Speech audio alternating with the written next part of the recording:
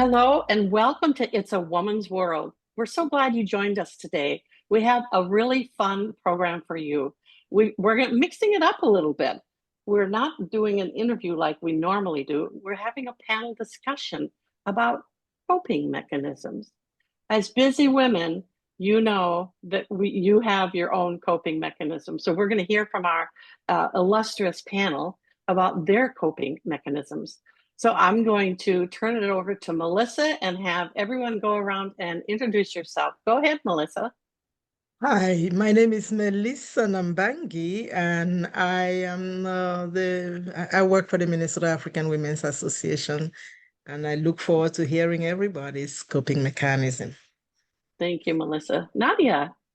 I'm Nadia Jordana, and I too am looking for fresh ideas for coping mechanisms because mine are tried and true, which I will share, but it'll be interesting to hear what everybody else does. Thank you. Beverly. Hi, I'm Beverly Crosby, and I'm excited to be here. I think we're going to pick up some good tips from one another.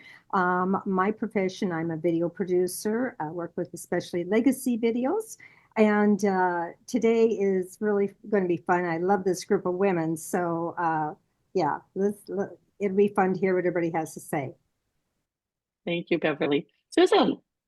Hi, I'm Susan Strauss, and I am recently retired, so my coping mechanisms have probably changed a bit. But like Nadia, I think they're pretty much tried and true. Great. Thanks, Susan. What did you retire from? Well, it's a good question. I have been a nurse. I've been an expert witness for lawsuits. That's probably what I've been doing the most of. And I do training and development. I do consulting. I've got a doctorate in organizational leadership. So there you go. Thank kind you. of a mixture. Perfect. And I'm Barbara Lavallure, your host today, along with all of these beautiful women. I'm also retired, although I like to say refired, international photojournalist. And I'm going to turn it over to Melissa. What are your coping mechanisms, Melissa? Okay, I'm going to start with the one that is the one I used to deal with real heavy stuff. And the example I can give of this goes back to being back in my country, being younger, and having to deal with so much that you think your head will explode. So my main concern was my mental health.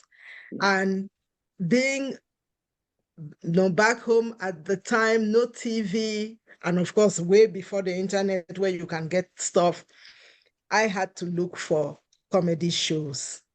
And the only access we had the only thing we had was the cinema. So go watch a movie. So during a period of months, whenever I felt like my head was just going to explode, I will go to the theater and watch. Luckily, there were these funny movies that they used to show in the afternoon. And I would just watch and laugh just because I needed a different emotion. I needed a lighter emotion so I don't dwell too much on the issue because I was really afraid that it will affect my mental health if I kept being very sad. So to this day, watching funny stuff has been one way I deal with problems.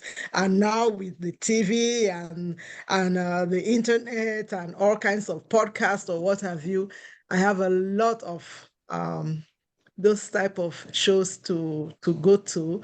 But luckily, I don't have the need often, So I don't really need to deal with that often. But yeah, in the past, that was the one thing that really pulled me through a really rough patch. So that's one of my two mechanisms. Great. Thank you, Melissa. That's a good one. Nadia.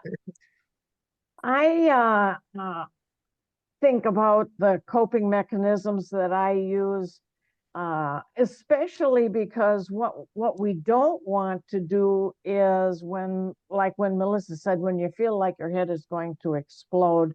And for me, it's probably when I feel like I'm spinning my wheels and not getting anywhere, not getting anything done, having technology issues. What you don't want to do is fall into unhealthy, negative coping mechanisms, negative self-talk. There's a lot of, we can get into that later on in the show if there's time, but I try to do something constructive and in small doses so I get that immediate satisfaction. So I would say writing anecdotes, writing little short stories, Mm. poetry especially. There's such a satisfaction in polishing something that you can start and yeah, sure, it can take weeks to maybe come up with a perfect poem in some circumstances, but really, you know, if you're in the right frame of mind, you can have something pretty cool in about 10 minutes. And that gives me the sense of satisfaction, of accomplishment. Yeah, I can do something constructive and take a breath and then go back and struggle with technology or whatever else it is that I'm floundering with at the moment. Great. Thank you, Nadia. Beverly. Oh, well, I like what both you have said. It brings back memories.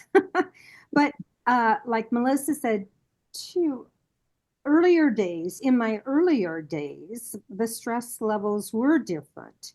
And Mhm. we learn along the way how to cope or what works for us. So in my earlier days, I would say that I would get in my car, and as long as I had $5 worth of gas in my car, I was gone, take off. And I took off. I getting in the car, just driving without even having a destination, just driving and just kind of letting everything settle down in my mind helped me a lot. And I would take Mm. off, and sometimes I would stop and get, a cold drink or something, or I didn't stop and go in anywhere. I didn't want to be around people. I didn't want to talk about anything. I just needed to get away. And so I would get in my car and take off. And then all of a sudden it's like, oh, okay, I'm feeling good. Okay, turn around, go back home. You know? And I loved it. It was great to just be able to do that. And but as we go through life, you find that you end up coping differently. Now to have to put the coat on and get bundled up and go in my car and take off, and I'd rather stay in my nice, comfy home. Most of the time. Mm. So these days, I find that when I just need to turn off everything else, I tend to one of the things, if I'm looking for just something very quick, I get on, I do a little solitaire, takes a few minutes, might do 4 or 5 games, boom, done. If I'm trying to just get my mind to not think about what I'm thinking about. But probably my favorite thing to do now is late at night, could be 1 o'clock in the morning. If I'm, can't sleep, I might start cooking something, usually a soup or stew. I'm not hungry. I just cook, and for whatever reason. And, I think it's because it's something that is productive, just like Nadia said. You do something, you're writing or you're creating or you're doing something productive, and it makes you feel good, because you have a result, something that is good. So anyway, I think that's been my more in these days. And like, you were all, or I can't remember who said this, but don't need, I think Melissa, don't need to have those mechanisms as much these days.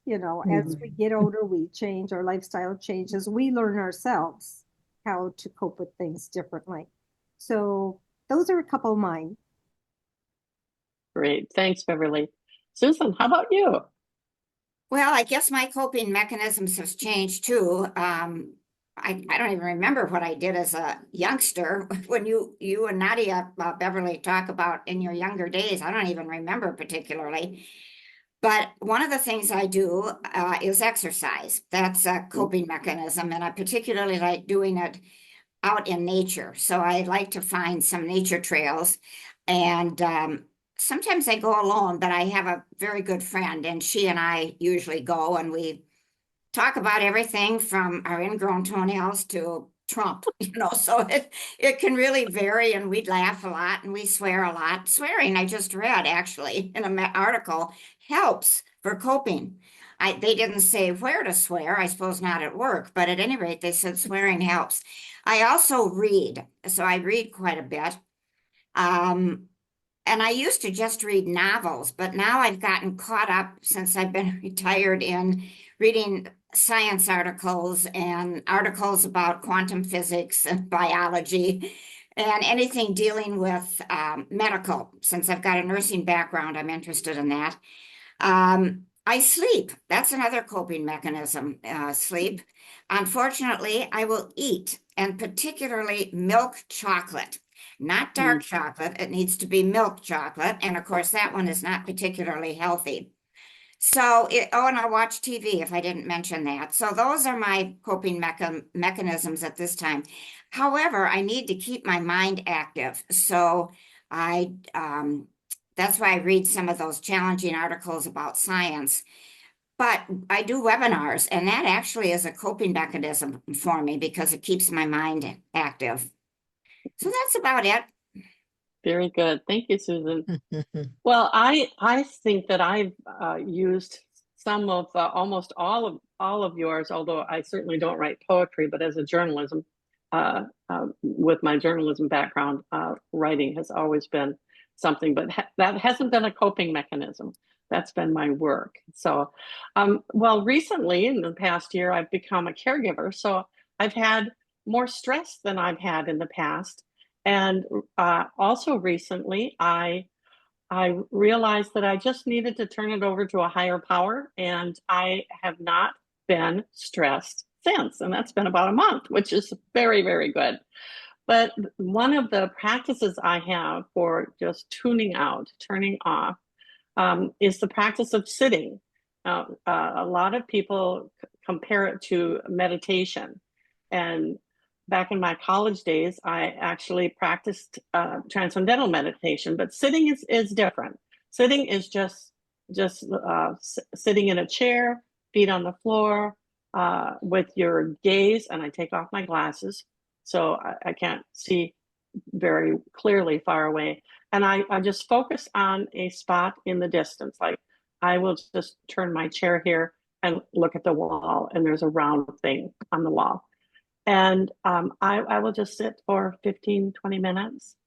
And what it really becomes is return to sitting, because my mind is going, thinking about what am I going to fix for supper, or when can I take the dog out, or a million things. But it's the practice of returning to sitting that has you, breathe deeper, relax, and be able to turn your mind off. Like I said, the mind is always going, but I too do a lot of reading. I love to watch TV in the evenings, especially British programs. Those are my favorites on TPT. But I also enjoy playing Scrabble with my husband. We play hand and foot quite regularly, so that's cards, and that's a way to turn off. But and on my phone in bed at night, I play Wordscape for about 15 minutes, and that really is a way to just slow down and not think about anything but trying to guess those words. I do own a property up in Otter Tail County in Minnesota with my daughter, and that's a very quiet and peaceful place. So when the weather permits, I will sit outside and just enjoy nature, looking at the lake or watching the birds, or listening to the birds, or watching my dog do zoomies. That's quite fun. And just breathing in the clean air, and that's definitely one of my coping mechanisms. We hope to go up there at the end of the month for a few days. So I think it would be fun to just open it up now for discussion and make any comments you want to make about something other people said. If you have a new idea, Beverly, you've got it. Go ahead. Well, the other thing that really is helpful, I think, for everybody, and I know that not everybody as we get older can your bodies aren't as flexible, but exercising. Exercising really helps the stress levels. I've been going to a Silver Sneakers program for the last 5 or 6 months. And I find that that makes a big difference as well. And so and so any type of exercise, like a walk, even a walk, really can help a lot. I don't know scientifically, Susan, you might know, but I don't know what it does something to your body, the chemistry of your body. Exercise helps to, for some reason, make you more relaxed. Do you, again, I don't have any, stats. I should have looked that up. But anyway, they do say exercise is a big stress reliever. Go ahead, Melissa. I'm sorry. I was just going to speak. Go ahead. Well, no, I just, listening to everybody, I realized that I do this every day because I play Scrabble like crazy. Luckily, I don't need a partner to play it with. I just play with the computer, because when I used to play with partners, when I win, some will insult me. It was too funny. You're playing on the computer with a Facebook person you don't know, but because you win several games, they just throw some insults at you. So I started playing against the computer, and I do that every day. So that's really one thing. My job is very stressful, especially when it comes to grant writing, reports, what have you. But every day I come out from the office, I am so tired. But as soon as I get into my car, I get a new life because of the music. Oh, yeah. I play music, top volume, if I don't care. I just play, and before long, you see me singing along like somebody who was not just tired and exhausted a few minutes ago. Then Barbara talked of Wordscape. That's another thing I like playing. But yeah, Scrabble has been one of the biggest ones, and music, the other one. Then I have this retail therapy thing that I really don't like, because it eats up your money. It eats up your money. But I do it. And what I love about it is, if I'm trying to get something, because I'm checking online, I end up getting the one I will love the best, because while I'm looking for one, something else is here. I'm like, oh, this is better. So I might spend a whole week filling out my cart, getting rid of stuff. And at the end, I'm like, well, really, how much money do you have to waste on this stuff? And I'll be, okay, I'll get the best 3. But yeah, but those are some of the things, and we have to think about it, because some of the coping mechanisms can cost you a bundle if you're not careful. Oh, yes. So you are talking about shopping, aren't you, Melissa? Yes. Yes. I'm sure that's a familiar one with a lot of our viewers. Go ahead, Susan. You mentioned, Barbara, that you play the word game. Now, see, that to me would be a stressor. That I would no longer I would be nuts. My heart would be beating fast and my stomach would churn. One of the things that I do, though, and I'd be lost without it, is making checklists. If I know I've got a lot of stuff up here, if I've got to write them down, that in and of itself feels good. And especially when I can put a check mark that I've completed one of those things. And it makes me much more organized. It reduces my stress. And like you, Melissa, let me go up and do some shopping. And in the winter, my friend and I will walk up at Mall of America. That's where we do our exercise. We end up going into, oh, look at that in the window. Let's see how much it is. And so sometimes our walks are shorter than others. But yeah, the retail shopping, or therapy, as you put it, is good. But my checklists are my saving grace. Great. Nadia, go ahead.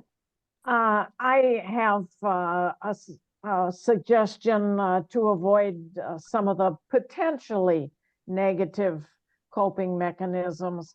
And, you know, if you're prone to anxiety, as I can be on occasion, I do have a bottle of chill pills in a back room, but that should never be, and it isn't, my go-to mechanism. One of the things I might do, it's the end of a long day, and it's oh gee, that would be I feel so full of anxiety, I just need to relax.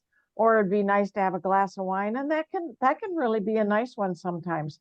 But for me, I take a fancy glass, usually a wine glass, and I have a special flavor of kombucha, which is sparkly and bubbly like champagne.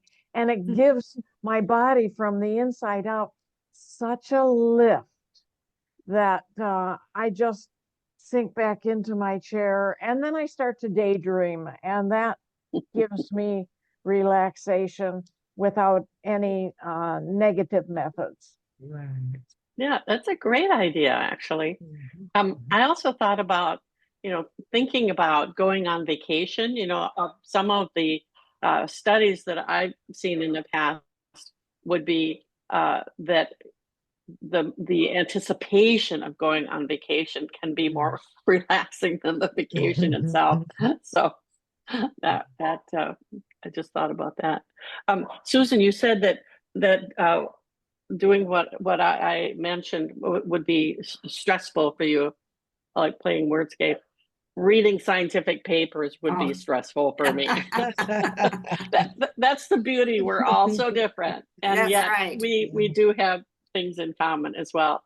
I'm thinking that our viewers might like to take some of our ideas and try them on, and they could also in the comments when they view the program, they could say what their stress mechanisms are. I think that would be fun to read afterwards. So go ahead, Susan. You had mentioned kind of getting away from it all and going on a vacation. I just want to piggyback on that. I agree with you. The place that I love to go is the Caribbean. I love the color of that water. You have the sand, you have the sun, you just lay in that chair under an umbrella and just be there, I guess. Nadia, like you talked about, just sitting back and just relaxing and daydreaming.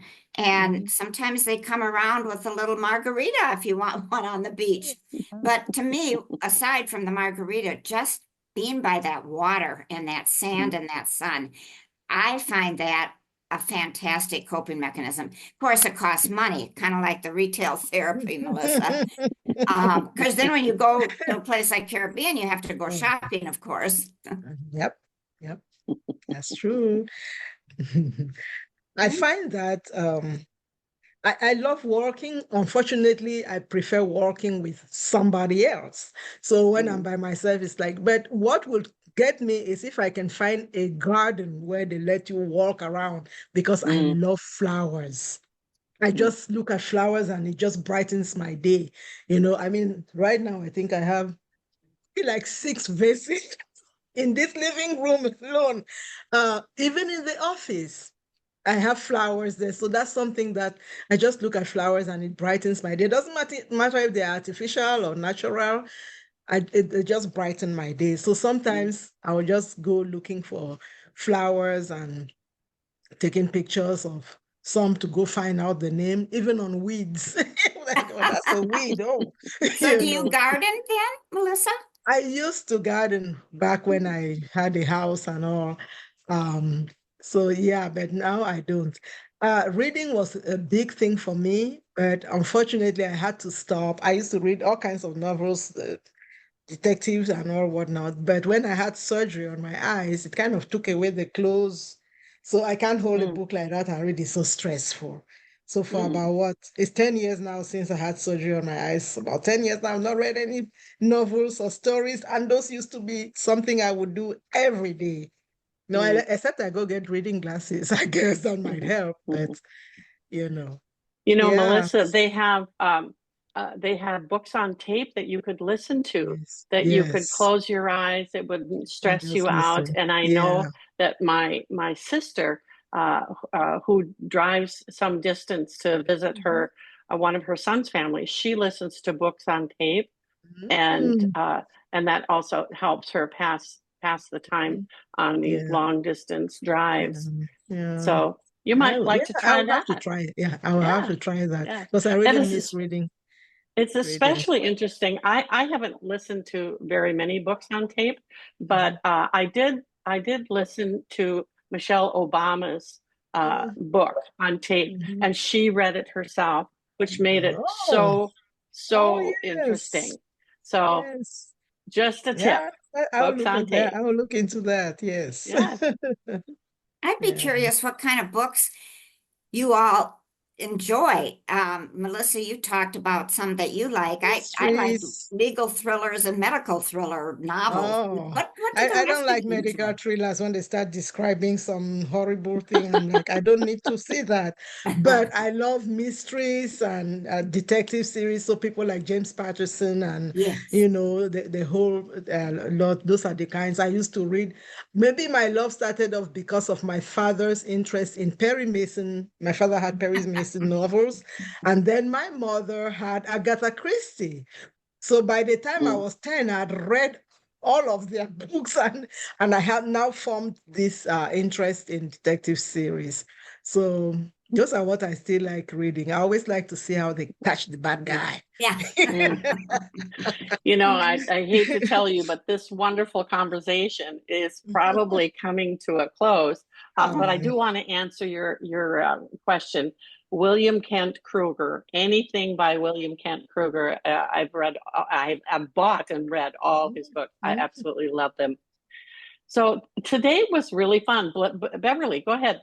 I was just going to say, I know we only have like 30 seconds left here, but I was going to say, for me, when I read, especially if I sit down later on at night, it puts me to sleep. I fall asleep. So it really relaxes me. Yeah. But I'll let you, close, Barbara. Yes. Well, what a fun conversation. Mixing it up a little bit. We hope that you've enjoyed today's episode of It's a Woman's World. And thank you to my really interesting and fun co-hosts, Melissa, Nadia, Susan, and Beverly. Please join us again for the next issue of It's a Woman's World.